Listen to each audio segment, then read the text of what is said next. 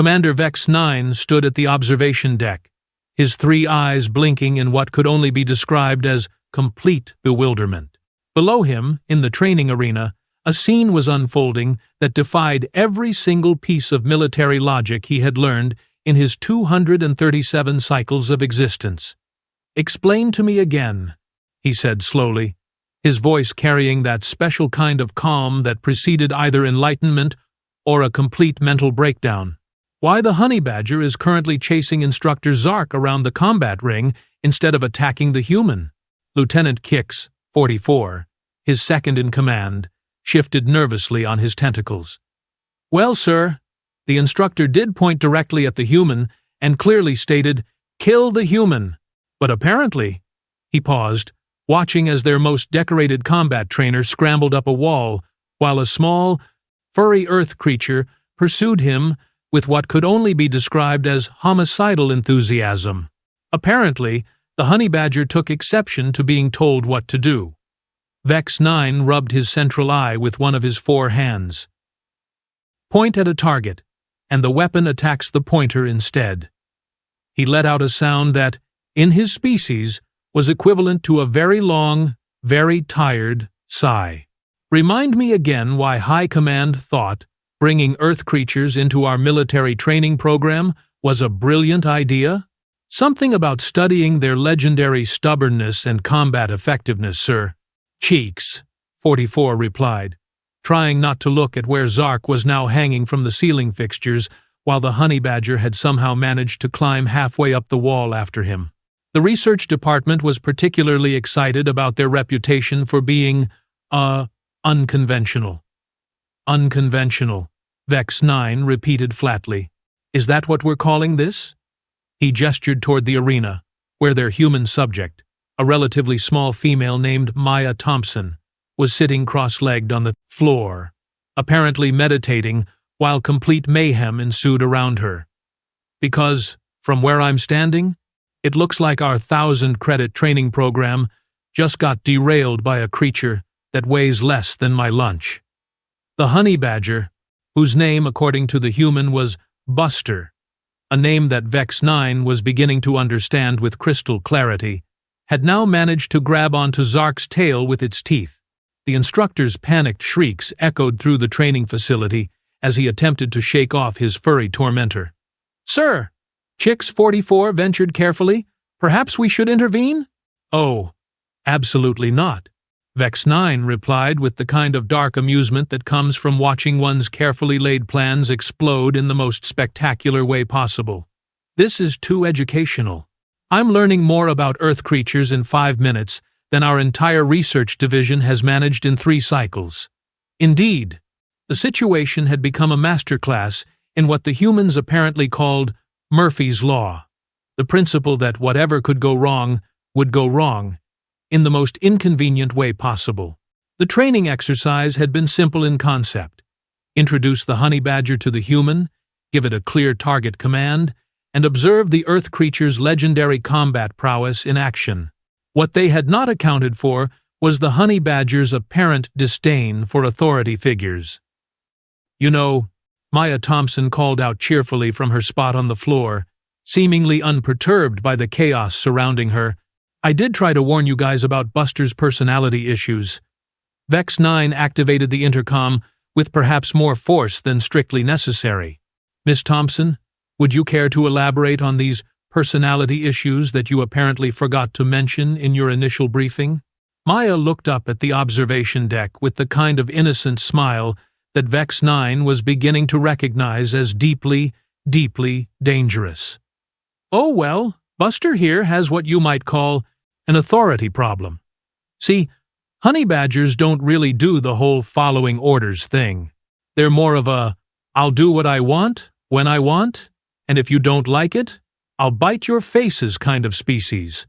As if to emphasize her point, Buster had managed to climb onto Zark's back and was now attempting to chew through the instructor's tactical harness, while Zark ran in increasingly frantic circles around the arena. "Fascinating," Vex-9 muttered. "And you didn't think this information might have been relevant to share before we began the exercise?" "I did mention it," Maya replied with that same cheerful tone that was beginning to make Vex-9's eye twitch. 3 times, actually. But your research team kept insisting that all Earth creatures were naturally subservient to intelligent life forms. She paused to watch Buster successfully detach a piece of Zark's equipment and begin shaking it like a chew toy. I tried to explain that honey badgers didn't get that particular memo. Lieutenant Kix 44 leaned over to his commander. Sir, the research logs do show multiple warnings from the human regarding the creature's independent nature. Independent nature, Vex-9 repeated, watching as Buster had now somehow managed to tie Zark's tentacles together while the instructor continued his desperate escape attempts.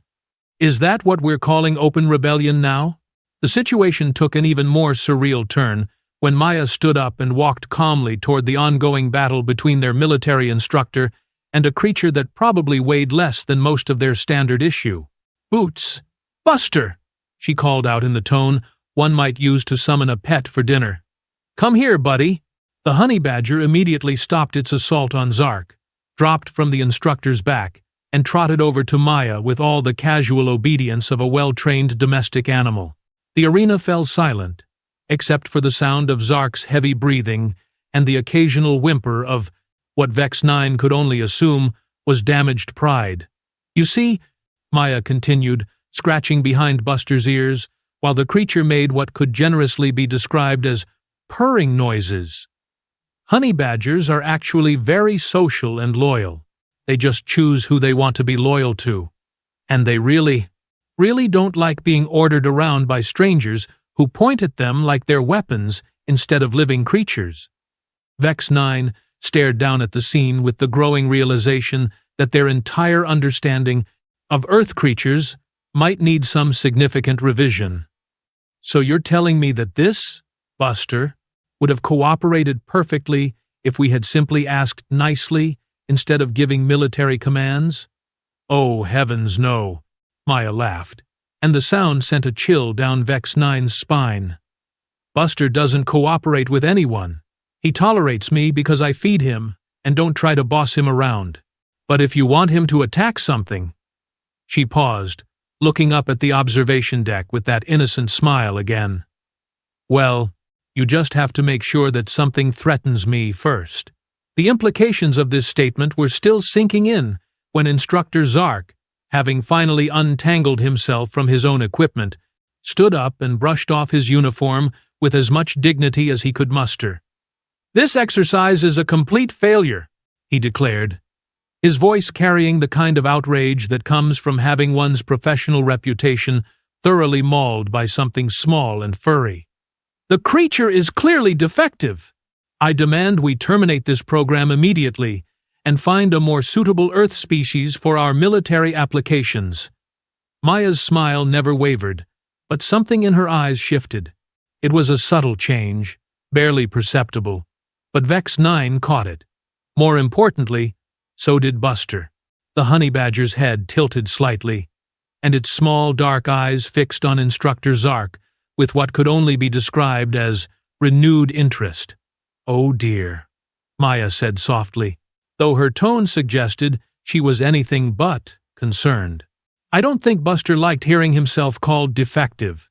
What happened next would later be recorded in the facility's incident reports as equipment malfunction due to unexpected variable.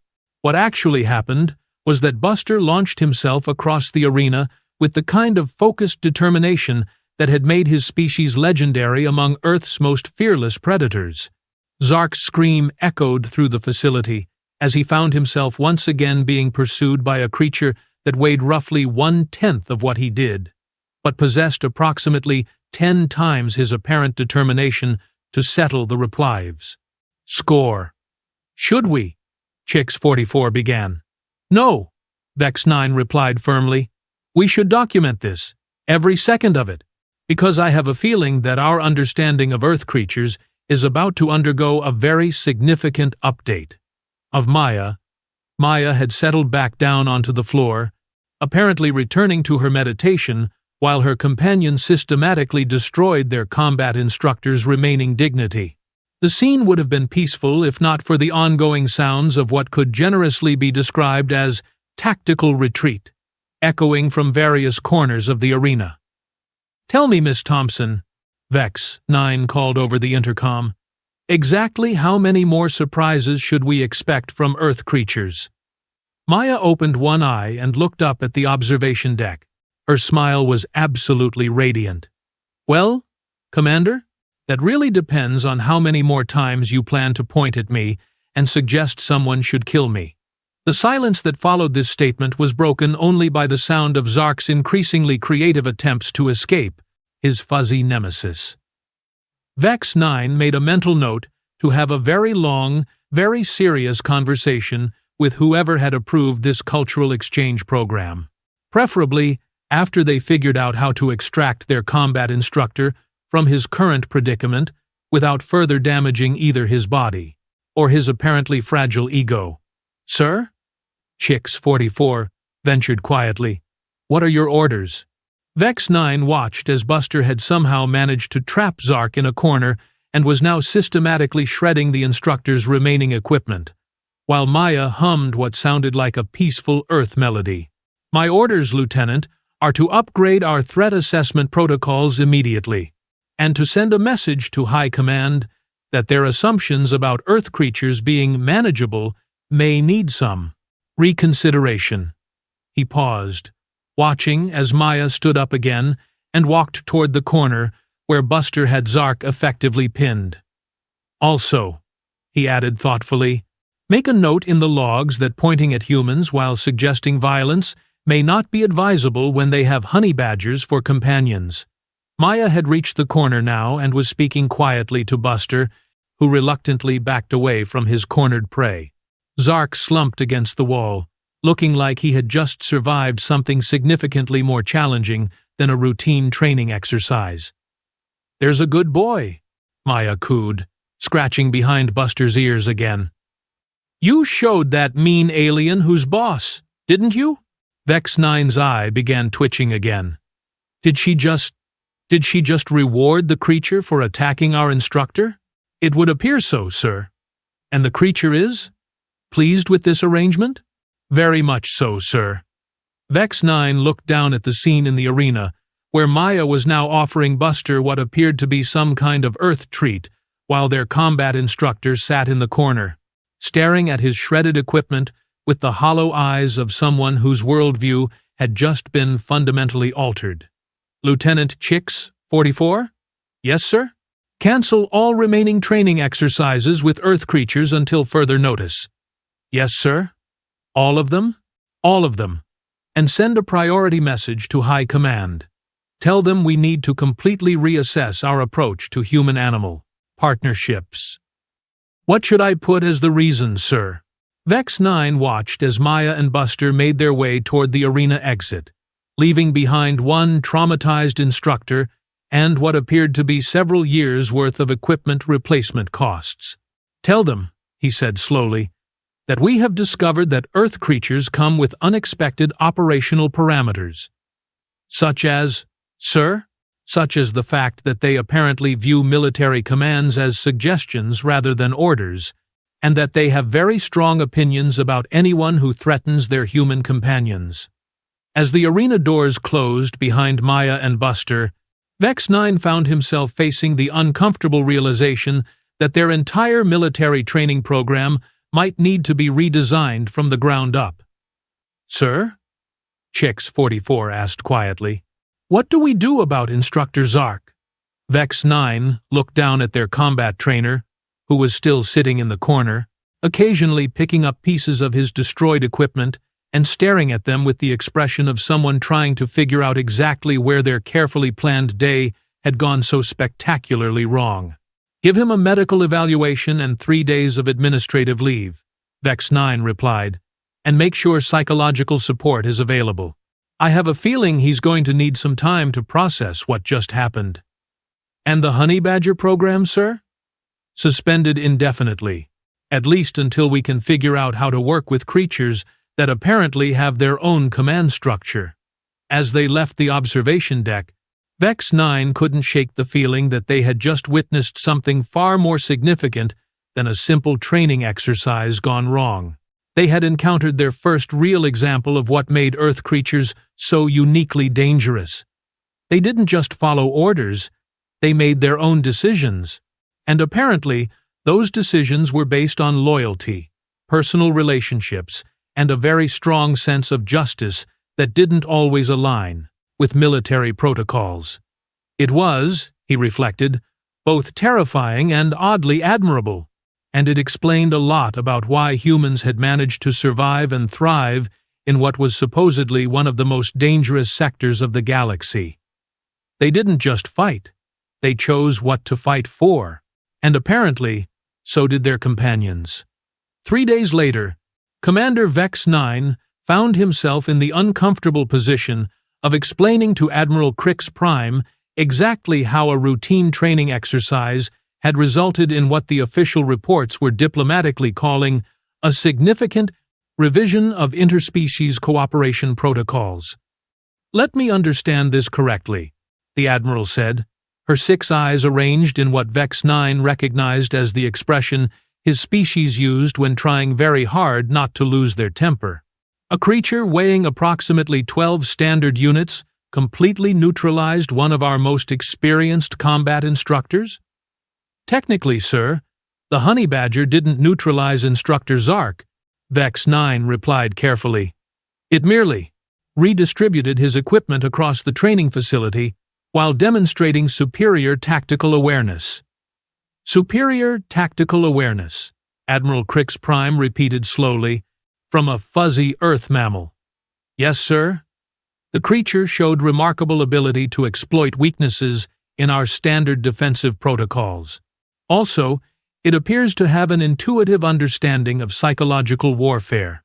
The Admiral's tentacles twitched in what Vex-9 hoped was amusement rather than the preliminary stages of a disciplinary action.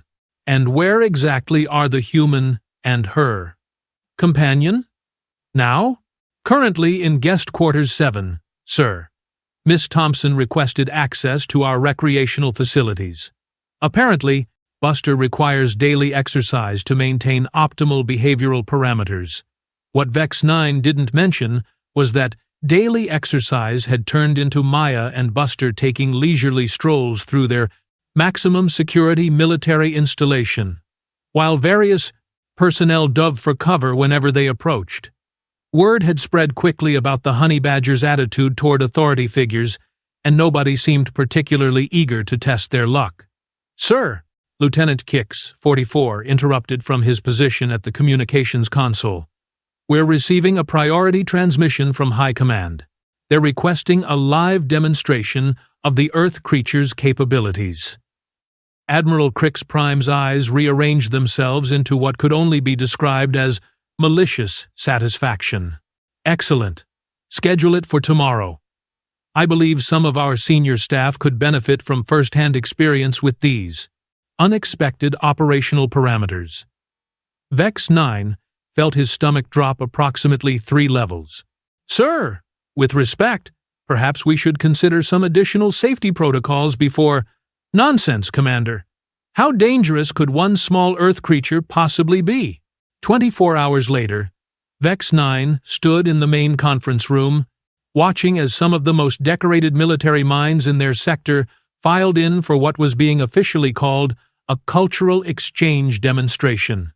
Maya Thompson sat at one end of the massive table, Buster curled up peacefully in her lap like the galaxy's most deceptively innocent furball. "Gentlemen, ladies, and honored variants," Admiral Crix Prime announced, "today we have the unique opportunity to observe Earth creatures in their natural partnership with human companions. Miss Thompson has graciously agreed to demonstrate the tactical capabilities that have made her species so noteworthy." Maya smiled politely at the assembled officers. "Thank you for having us. Before we begin, I should probably mention that Buster here can sense hostile intent from about 50 meters away, just so nobody's surprised if he gets a little reactive." General Thax, 8-8, the head of strategic operations, leaned forward with obvious skepticism. "Miss Thompson, Our intelligence reports suggest that honey badgers are primarily scavengers. Surely, you're exaggerating their combat capabilities? Buster's head popped up from Maya's lap, and his small, dark eyes fixed on the general with what could generously be described as professional interest. Maya's hand automatically moved to scratch behind his ears, but her smile never wavered. "Oh, absolutely," she replied cheerfully. "Honey badgers are definitely scavengers. They scavenge the territory of anything that tries to challenge them. Lions, hyenas, cobras, humans who get too aggressive." She paused meaningfully. Military officials who question their credentials. The temperature in the room seemed to drop several degrees, though whether that was due to the environmental controls or the collective realization that they might have made a tactical error was unclear. Perhaps, Admiral Crix Prime suggested with admirable diplomatic skill, "We could begin with a simple demonstration of the human-animal bond?" "Sure thing," Maya agreed, gently placing Buster on the table. "Buster, say hello to the nice military officers." What followed was possibly the most polite threat display in the history of interspecies relations. Buster stretched leisurely, yawned to show off an impressive collection of teeth, and then proceeded to walk slowly around the perimeter of the conference table. Every officer he passed straightened unconsciously in their chairs, and several began reaching for weapons they weren't actually carrying. "Fascinating," General Thax 88 muttered, though his voice was considerably less skeptical than it had been moments before.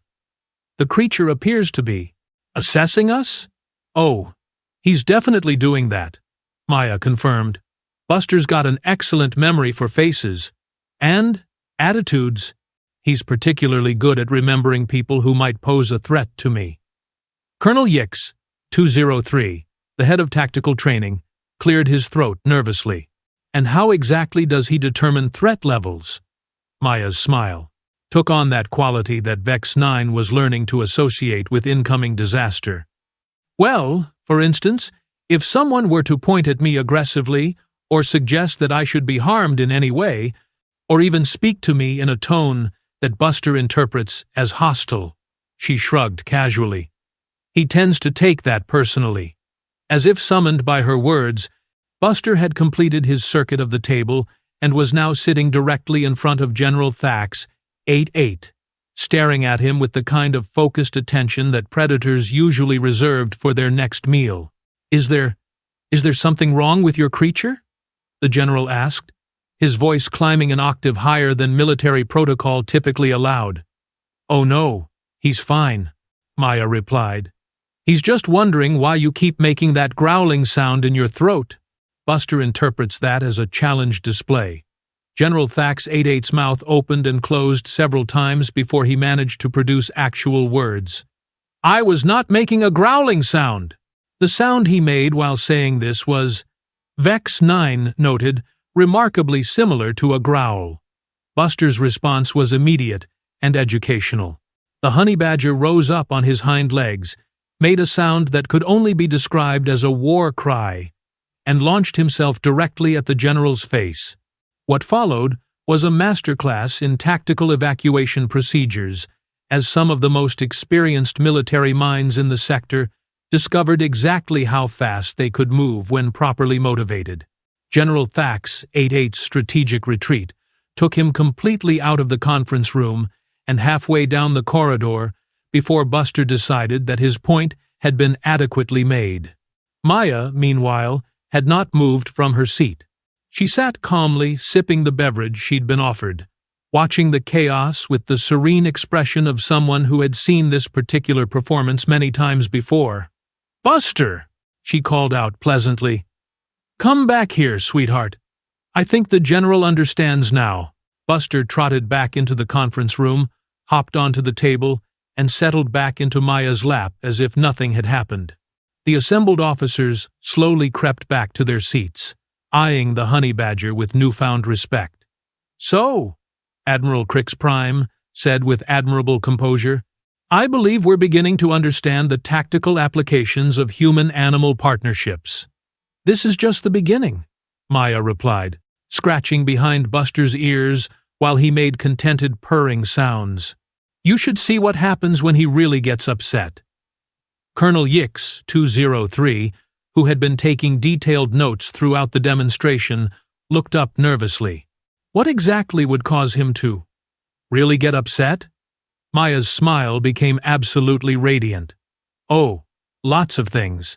Loud noises, sudden movements, people who smell afraid, anyone who tries to separate us." She paused thoughtfully. "Or, for instance, if someone were to suggest that humans might be suitable subjects for military experimentation." The silence that followed this statement was so complete that Vex-9 could hear the environmental systems cycling in the berry walls.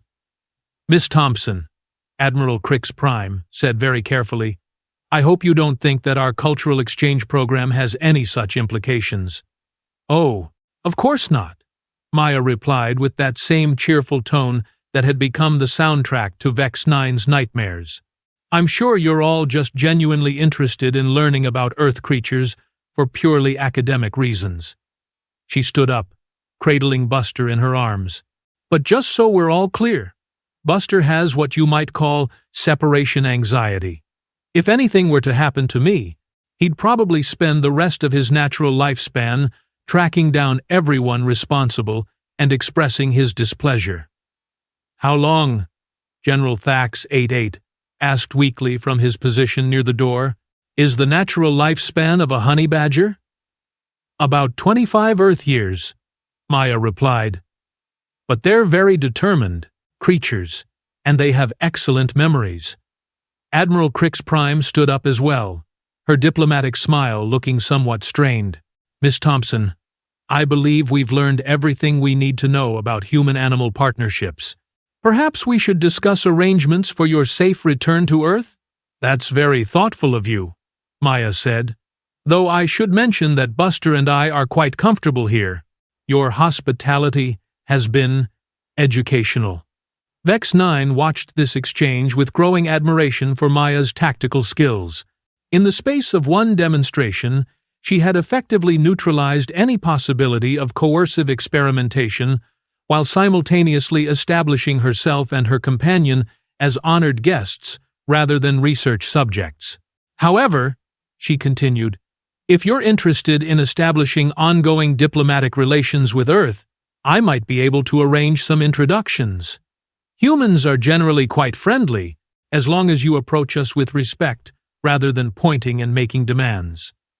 The assembled officers exchanged glances that spoke volumes about revised strategic assessments and updated threat evaluations. "We would be very interested in such arrangements," Admiral Crix Prime said carefully. "Perhaps we could discuss the parameters of such a relationship?" "Absolutely," Maya agreed. "Just remember that humans prefer partnerships to hierarchies. We work best when we feel like equals, rather than subjects or specimens." She headed toward the door, Buster still purring contentedly in her arms. "Oh, and one more thing," she added, turning back with that innocent smile. "If you do decide to visit Earth, you might want to avoid pointing at anyone. Humans have lots of animal companions, and most of them are significantly less patient than Buster." After Maya and Buster had left, the conference room remained silent for several long minutes. "Sir?" Lieutenant Chix 44 finally ventured. "What are your orders regarding the Earth creature program?" Admiral Crix Prime looked around the room at her assembled staff, most of whom were still showing signs of their recent encounter with interspecies diplomacy. "My orders, Lieutenant, are to immediately upgrade Earth humans to full diplomatic status, and to send a message to High Command recommending that all future contact with Earth be conducted through proper diplomatic channels rather than military research programs." "And the honey badger, sir?" "The honey badger," Admiral Crix Prime replied with the tone of someone who had just learned a very important lesson about assumptions, "is to be classified as a diplomatic security detail. Apparently, Earth creatures don't just partner with humans, they protect them." Vex-9 nodded slowly. "Sir, should we update our tactical manuals regarding Earth species?" "Absolutely, Commander." New standing orders. Any species that voluntarily partners with predatory mammals should be approached with extreme diplomatic courtesy. She paused, looking toward the door where Maya and Buster had made their exit. And never, under any circumstances, should anyone point at a human while suggesting violence. Apparently, their companions take such things very personally. As the meeting disbanded, Vex-9 found himself reflecting on the profound shift in their understanding of human capabilities. They had assumed that Earth creatures were simply tools to be studied and potentially exploited. What they had discovered instead was a partnership between species that was based on mutual loyalty, protection, and what could only be described as genuine affection. It was, he realized, a far more sophisticated and effective military alliance than anything their own species had ever managed to achieve. 3 months later, Vex-9 stood on the observation deck of the first official diplomatic vessel to visit Earth. Through the viewport, he could see a blue and green planet that looked deceptively peaceful from orbit. Nervous. "Commander?" Admiral Crix Prime asked, joining him at the viewport. "Cautiously optimistic, sir," Vex-9 replied. "Miss Thompson's reports suggest that Earth has several hundred species of animals that form partnerships with humans." "Several hundred," the Admiral repeated thoughtfully. "And all of them as independently minded? As honey badgers?" "According to Maya, sir, honey badgers are actually considered relatively easygoing compared to some Earth species." Vex-9 paused, consulting his notes. "Apparently, humans also partner with creatures called geese, which she described as flying demons with anger management issues." Admiral Crix Prime's tentacles twitched in what might have been amusement. Or terror. "Commander?" "Yes, sir?" "Make sure our diplomatic protocols include a strict no-pointing policy." "Already implemented, sir." "Along with mandatory sensitivity training and a complete revision of our threat assessment procedures." As their ship entered Earth's atmosphere, Vex-9 couldn't help but smile. They had come looking for weapons and found something far more valuable. The understanding that true strength came not from domination, but from partnership, loyalty, and the willingness to stand up for those who mattered to you. Even if you were just a small, furry creature with an attitude problem and an excellent memory for faces.